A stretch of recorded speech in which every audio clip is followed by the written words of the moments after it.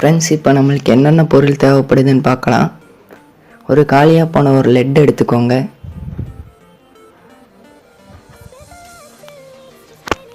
அடுத்து ஒரு ஸ்ட்ராங்கான ரப்பர் பேண்ட் ஒன்று எடுத்துக்கோங்க. இந்த 2 பொருள் இருந்தாலே போதும், நம்ம அந்த ரப்பர் பேண்ட் ரொம்ப ஈஸியாக செஞ்சிடலாம்.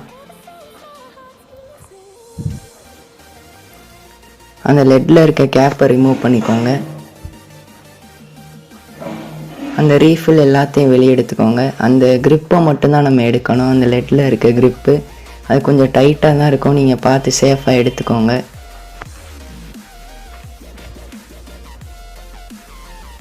எடுக்கும்போது அந்த பெண்ணோட க்ரிப்பு பிஞ்சிராதபடி பார்த்துக்கோங்க.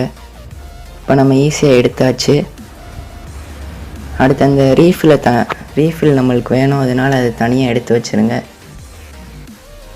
இப்போ அந்த ரீஃபில் எடுத்து நம்ம ஒரு சின்ன பீஸ் அதிலேருந்து கட் பண்ண போகிறோம்.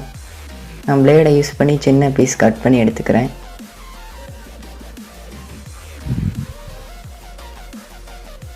பார்த்து சேஃபாக கட் பண்ணி எடுத்துக்கோங்க. இது மாதிரி நம்மளுக்கு 2 பீஸ் தேவைப்படுது, அதனால் அதே அளவில் இன்னொரு பீஸும் கட் பண்ணி எடுத்துக்கோங்க.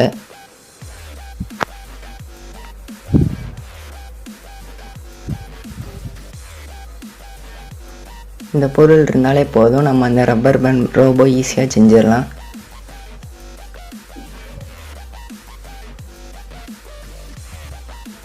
இப்போ நம்ம இது எல்லாத்தையும் அசம்பிள் தான் பண்ணணும். அந்த பெண்ணோட க்ரிப்புக்குள்ளே அந்த ரப்பர் பேண்டை உள்ளே இன்சர்ட் பண்ணிக்கோங்க. இன்சர்ட் பண்ணி அந்த பக்கம் வெளியே எடுக்கணும். நான் அந்த ரீஃபில் கட் பண்ணி வச்சதை வச்சு எடுத்துக்கிறேன்.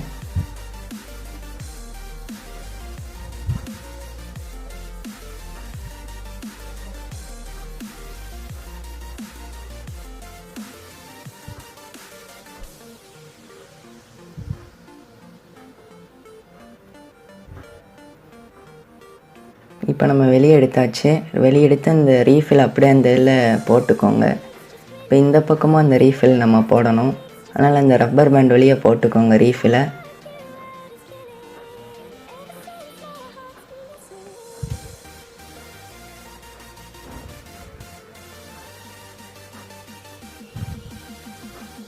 இப்போ நம்ம எல்லாம் செஞ்சு முடிச்சாச்சு. இப்போ நம்ம டெஸ்ட்டு தான் பண்ண போகிறோம்.